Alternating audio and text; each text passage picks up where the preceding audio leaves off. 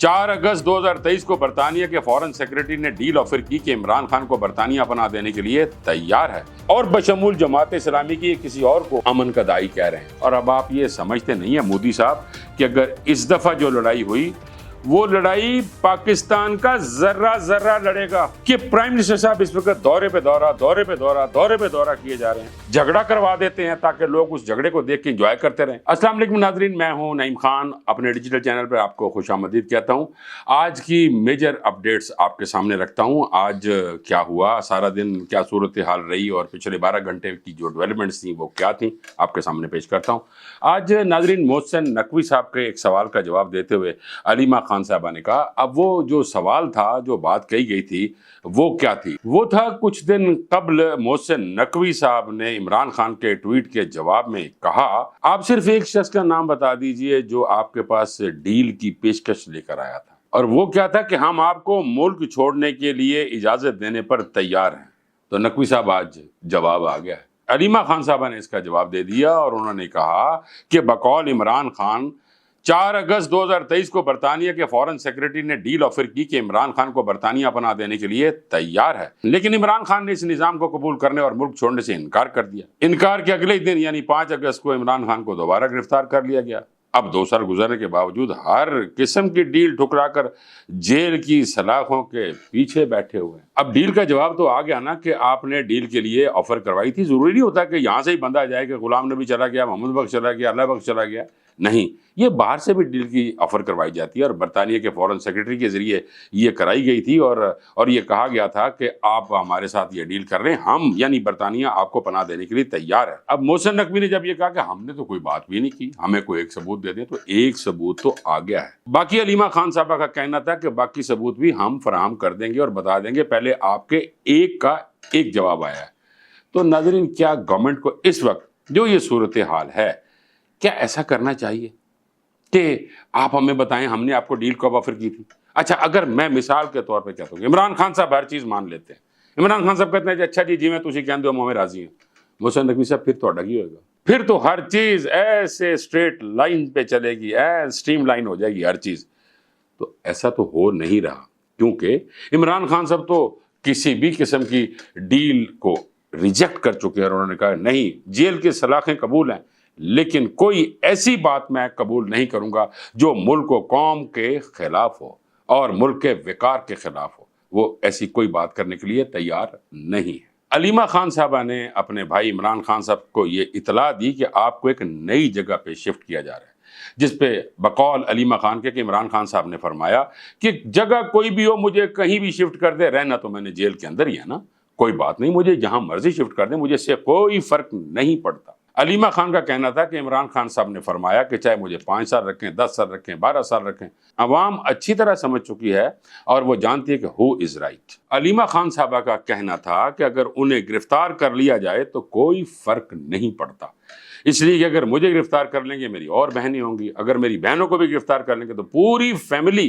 عمران خان کے ساتھ ہے، آپ آہستہ آہستہ ایک ایک کر کے سب کو گرفتار کرتے جائیں۔ علیمہ خان کا کہنا تھا کہ ہم جب ملتے ہیں تو عمران خان صاحب کا پیغام منو ان آپ تک پہنچاتے ہیں اور اتنی حساسیت ہوتی ہے لفظوں کے چناؤ کرتے ہوئے کہ کہیں لفظوں کے استعمال سے کوئی لفظ کہیں کا کہیں نہ استعمال ہو جائے، کچھ لوگ اس کا غلط استعمال نہ کر لیں۔ ہم الفاظ کا چناؤ بھی بڑے ہی نازک طریقے کے ساتھ کرتے ہیں۔ ویورز، اب چلتے ہیں ذرا حافظ نعیم الرحمن صاحب کے خطاب کی طرف کہ انہوں نے پورے خطاب کے اندر ایک ہی پارٹی کو رگڑا اور انہوں نے ایک سیکنڈ کے لیے بھی اپنے سابق سینیٹر مشتاق جو اس وقت اسرائیل کی قید میں ہیں ان کے بارے میں کوئی بات نہیں کی۔ انہوں نے ایک ہی پارٹی کو رگڑا اور انہوں نے جو کہا وہ ایک پریس ریلیز ہے، وہ میں آپ کے سامنے پیش کرتا ہوں۔ پریس ریلیز میں یہ کہا گیا کہ حافظ نعیم خود فلسطین مارچ کے سلسلے میں چیئرمین بیرسٹر گوہر علی خان سے ملے تھے اور تحریک انصاف نے اس وقت جماعت اسلامی کے مارچ کی غیر مشروط حمایت اور بھرپور شرکت کی تھی۔ آج وہ کہہ رہے ہیں کہ جیل میں قید ایک عوامی لیڈر کے ایمان، غیرت اور جذبہ فلسطین پر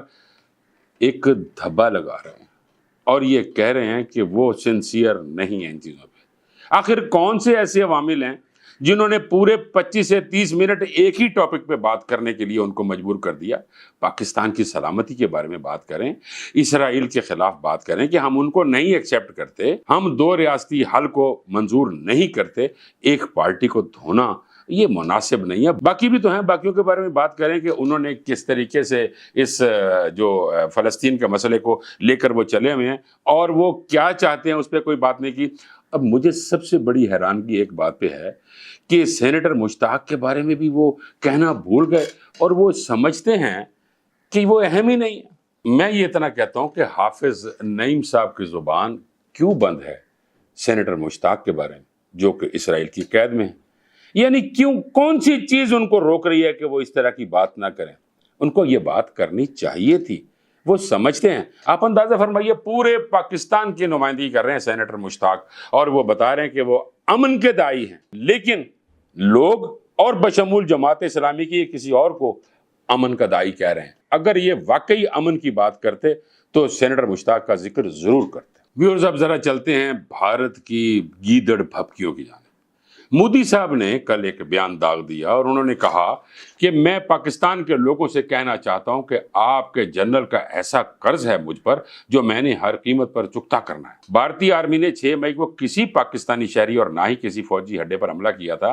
भारतीय आर्मी का सिर्फ एक ही मकसद था कि दहशतगर्द ठिकानों को निशाना बनाना, मगर बदले में आपके जनरल ने ऐसा काम किया कि मोदी की आत्मा अभी तक बदले की आग में जल रही है। तुमने हमारे फौजियों पर हमला करके भारत को जो चोट पहुंचाई है, मोदी उसका बदला लिए बगैर अब रुकने वाला नहीं। जंग अभी ख़त्म नहीं हुई, अब जंग पूरी तैयारी से होगी और इस बार जंग सीधी पाकिस्तानी सेना यानी आर्मी से होगी। इस बयान पर ख्वाजा आसिफ ने ट्वीट करते हुए कहा कि भारतीय फौजी और सियासी क़यादत के बयानात अपनी खाक में मिली साख को बहाल करने की नाकाम कोशिश है।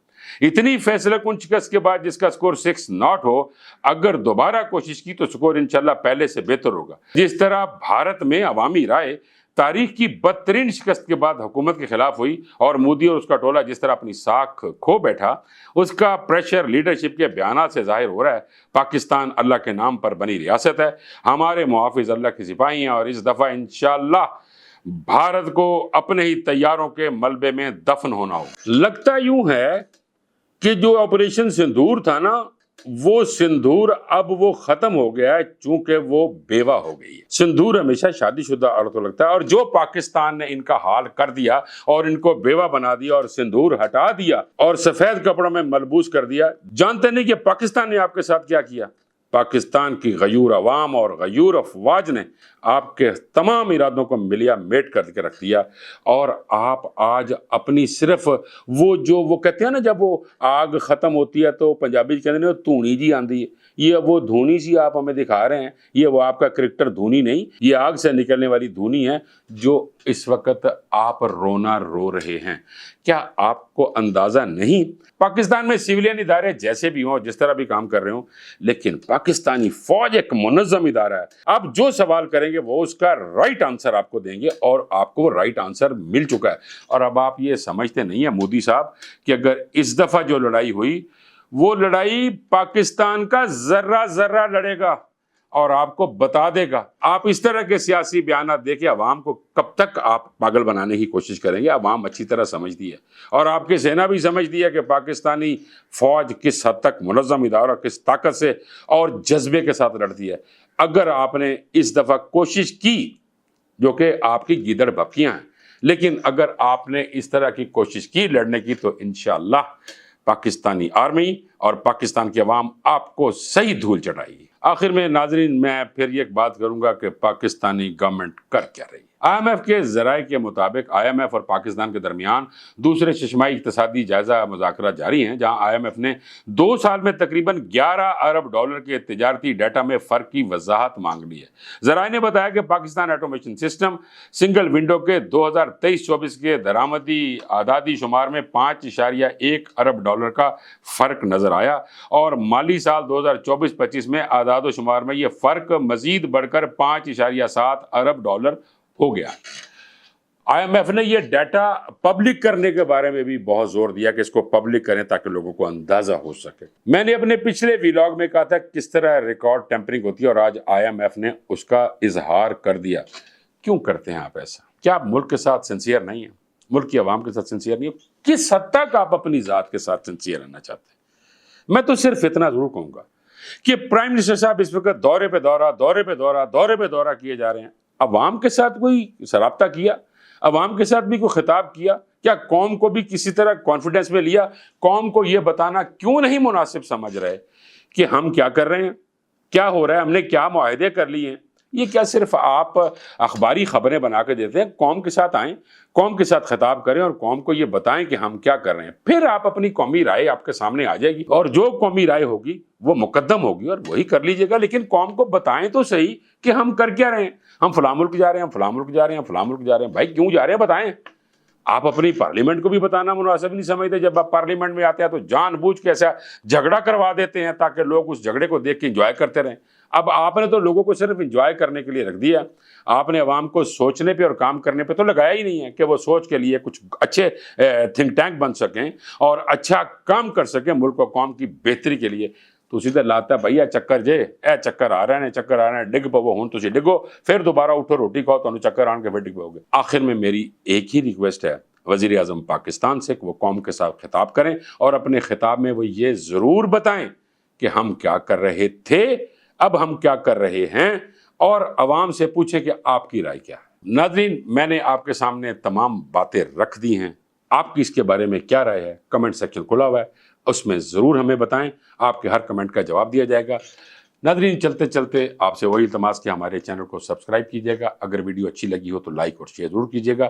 مجھے اجازت دیجیے. اللہ نگہبان.